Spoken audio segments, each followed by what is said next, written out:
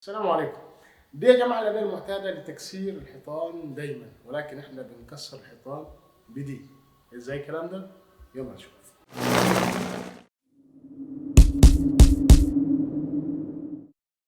الديكور بتاع النهارده تحس انه كده من الصورة بتاعته انه ديكور صعب معقد، ولكن في الواقع هو مسالم، الديكور سهل جدا جدا. حتى الادوات اللي هتشتغل بيها سهله ومتوفره، وده بناء على طلبات مشاهدينا الكرام من كل مكان. هم عايزين ديكورات ما نستخدمش فيها اي ادوات مش متوفره في البيت، فديكوراتنا اليومين دول ان شاء الله يعني كلها بادوات سهله. هتجيب قطعه كرتون زي دي يا جماعه، تمام، او قطعه خشب لو متوفر عندك خشب، وهتعمل فيها فتحه في البدايه.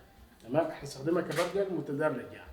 تمام، بعد كده من الفتحه دي للفتحه الثانيه دي 5 سم، للثالثه من الثانيه للثالثه 5 سم، ومن دي لدي هبدا ازود المساحه فهخلي 9 سم، من ال 9 سم لهنا اخليها 12 سم، من 12 لهنا 15، من 15 16 16 20، وهثبت عند ال 20، مش هزود على 20.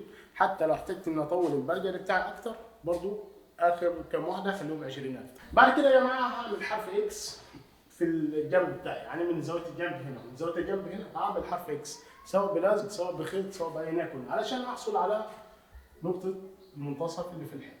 تمام، وهعلمها واحط البرجر بتاعي بالطريقه دي واثبت كده. بعد ما اثبت يا جماعه هاخد قلم تاني، تمام، وهبدا ارسم اول دايره.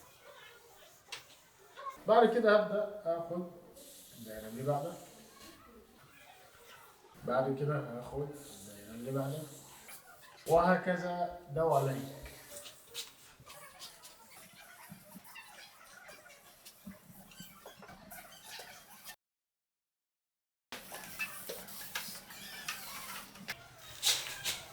اخر واحده دي يا جماعه هتيجي في الزاويه بس، يعني مش هتكمل معاك طبيعي اهي، تكفي البيت. بعد ما رسمنا الدوائر يا جماعه هناخد اي عصايه طويله. احنا طبعا عاملين حرف، عاملين علامه اكس وهميه، فمحددين بناء عليها نقطه السنتر بتاعت الحته. هنجيب العصايه وهنثبتها على نقطه السنتر، وهنحاول نوزنها، يعني لو عندنا ميزان هنجيبها ميزان.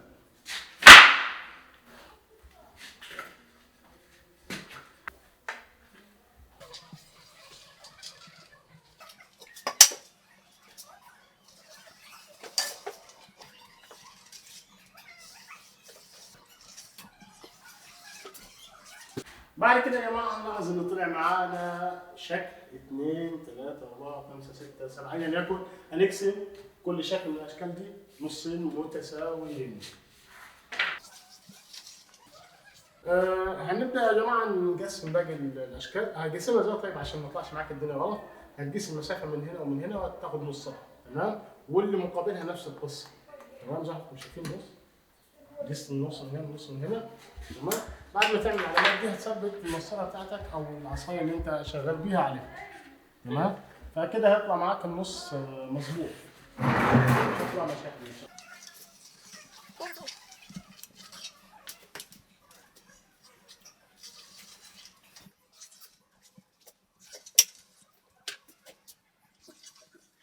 وعشان الرسمه بتاعتنا متدرجه وفيها اكتر من مقاس، فهناخد 3 مقاسات مختلفه من الفرش نشتغل بيها، بدءا من الاصغر المتوسط للاكبر. على فكره الفرش دي سعرها اقتصاديه جدا، يعني رخيصه، ممكن تجيب المجموعه دي كلها ب 50 جنيه مثلا او ب 60 جنيه.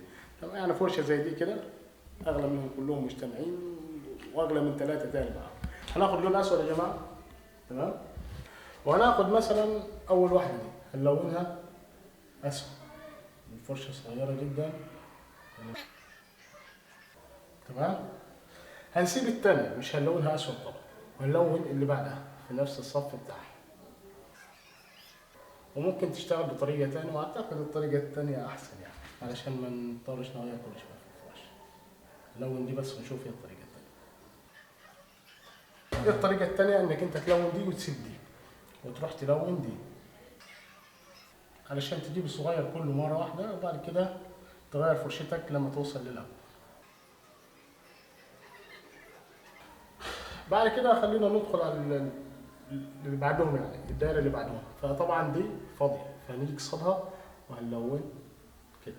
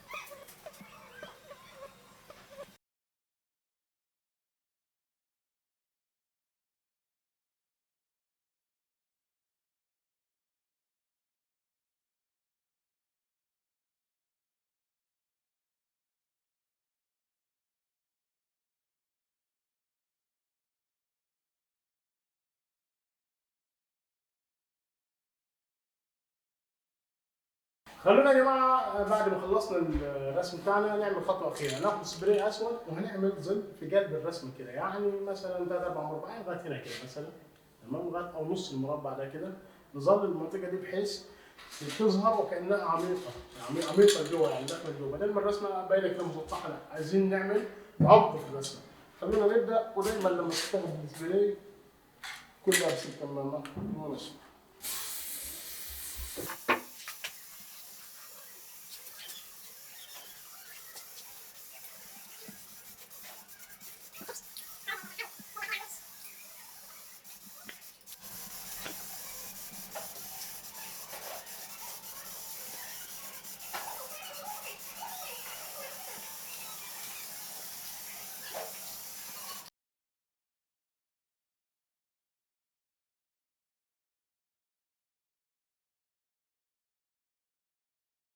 تعليقات، ولو حتى ما شفناش تعليق ردينا عليكم، في ناس كتير معلمين كبار وذو خبره كبيره في الدهانات ممكن يرد عليكم يعني، وكده نكون وصلنا للنهايه. اشوفكم على خير ان شاء الله، بنشكر الفتره. السلام عليكم.